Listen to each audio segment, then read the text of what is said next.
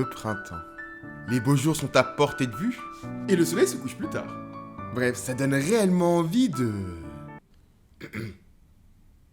Ah, que voulez-vous? On ne se refait pas.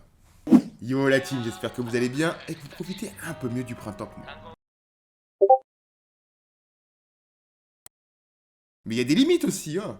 Bon les amis, on va parler français. Le mois de mai vient de commencer avec ses nombreux jours de congé. Et quoi de mieux que de profiter de l'occasion pour découvrir de nouveaux animes.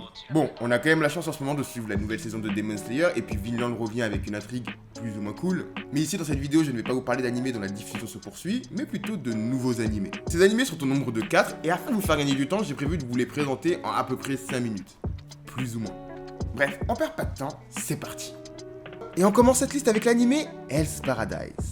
Dans Hell's Paradise, on suit les aventures de Gabimaru, un célèbre et puissant shinobi dont les activités l'ont mené à être capturé et mis à mort. Indiquant dans un premier temps qu'il n'a aucune volonté de vivre, ce dernier se laissera conduire volontiers à de nombreuses séances d'exécution, mais ces exécutions se révéleront être un échec. Cependant, c'est lors de son séjour en captivité qu'il fera la rencontre d'une jeune femme bourreau, une rencontre qui aura pour effet de lui faire prendre conscience de sa volonté de vivre. Ainsi, la jeune femme lui proposera un marché, celui de se rendre sur une île appelée le Paradis, afin de récupérer pour le shogun un fameux élixir, un élixir permettant à n'importe qui d'obtenir l'immortalité. Gabimaru sera alors mise en concurrence avec d'autres condamnés à mort, afin d'obtenir une récompense, celle de la liberté. Hell's Paradise est donc un animé d'aventure, avec un aspect psychologique autour de l'assassinat, mélangeant un côté fantastique et intégrant également des pouvoirs magiques, et tout ça dans une ambiance propre à la période Edo. Bref, en ce qui me concerne, j'ai trouvé le manga assez cool, donc si vous avez apprécié le synopsis, n'hésitez pas à vous lancer. L'animé est toujours en cours de diffusion et est disponible sur la plateforme Crunchyroll. On poursuit maintenant avec l'animé Mashle. Dans un monde où la magie domine, on va découvrir les aventures de Burn Dead Mashle, un individu né sans pouvoir magique.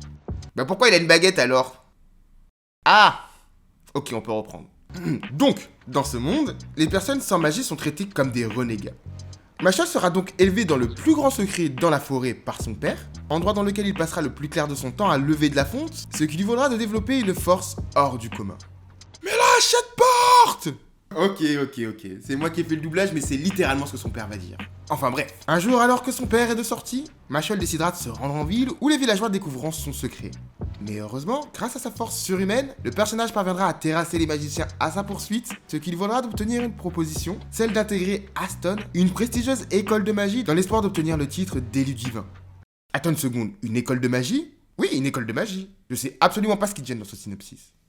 Mashle est un animé tiré d'un manga du même nom proposé par Hajime Komoto, dans lequel se dégage une vibe assez cool et humoristique, proche de l'animé Mob Psycho 100 ou encore de One Punch Man. Je découvre avec plaisir cette œuvre et je dois vous avouer qu'elle me régale. L'anime est disponible sur Crunchyroll et est toujours en cours de parution. Alors si vous aimez le style un peu poudlard avec un humour assez décalé, eh bien foncez, vous ne le regretterez pas. On continue maintenant avec l'une des pépites de cette année, l'anime Oshinoko. Alors pour moi il s'agit véritablement de la surprise de ce printemps tellement l'anime nous a offert un premier épisode digne de ce nom. Et pour ne pas vous spoiler, je vais essayer de faire très simple au niveau du teasing. Dans Oshinoko, on va suivre les aventures du docteur Goro, fan d'une chanteuse japonaise qui se nomme Ai Oshino. Et malgré les chances infimes que ces deux personnages ont de se rencontrer, Ai tombera enceinte et se rendra dans l'hôpital du docteur Goro afin de mettre au monde deux jumeaux assistés par le personnage principal. Cependant, alors qu'Ai est sur le point d'accoucher, le docteur sera tué par un fan de la chanteuse, ce qui aura pour effet de le réincarner dans la peau de l'un de ses enfants. Son objectif sera alors de rester aux côtés de la chanteuse et de veiller sur elle indirectement, de sorte de faire avancer sa carrière. Oshinoko est un anime qui nous montre les coulisses de la vie d'artiste, mais aussi ses côtés négatifs induits par la course au succès, tout en nous offrant une intrigue encore plus large que celle que je vous ai livrée. Personnellement, j'ai été agréablement surpris et séduit par l'anime, alors n'hésitez pas à vous lancer, si ce n'est pas encore déjà fait. Le premier épisode dure pas loin d'1h20 et devrait vous permettre de vous plonger dans cette intrigue palpitante. L'anime est en cours de diffusion sur ADN, alors n'hésitez pas, c'est peut-être le plus gros coup de cœur de cette saison en ce qui me concerne. Enfin, on va terminer cette liste avec l'anime Tengoku Daimakyu, ou encore appelé Journey Beyond Heaven, bref, c'est comme vous voulez. Alors ici, on parle peut-être de l'un des meilleurs animés de 2023, tellement l'intrigue et l'univers semblent être plein de promesses. En soi, c'est vraiment un mélange de SNK, de Last of Us et de Promised Neverland, de quoi bien se régaler, vous pouvez en être sûr. Tengoku Daimakyu se déroule dans un Japon post-apocalyptique, dévasté par un mystérieux cataclysme. Ici, nous suivons principalement les aventures de Maru et Kiruko, deux adolescents de la génération post-catastrophe, dont l'objectif est de se rendre dans un endroit appelé le Paradis, un immense jardin coupé du monde et regroupant des enfants sous la protection de scientifiques. Et pour atteindre leur objectif, les deux personnages devront cependant faire face à divers monstres qui peuplent désormais la planète suite à l'explosion. En parallèle, nous aurons également l'occasion de pouvoir suivre les événements se déroulant au sein du paradis à travers les personnages de Tokyo et Mii, et dont le destin semble être lié à nos deux protagonistes. Tengoku Daimakyu est un animé palpitant, rempli de mystères, avec un atmosphère de survie et quelques scènes de tension. Personnellement, cet animé m'a été conseillé par un abonné sur Discord, et clairement, je ne suis pas déçu. Alors si ce n'est pas déjà fait pour vous, foncez et ne loupez pas l'animé qui sera sûrement l'une des pépites de cette année. Bref, les amis, ce sont les animés que je vous conseille fortement de visionner cette saison, et on se retrouvera sûrement dans quelques semaines pour 2 débriefs, un sur Oshinoko et un sur Tengoku Daimakyu.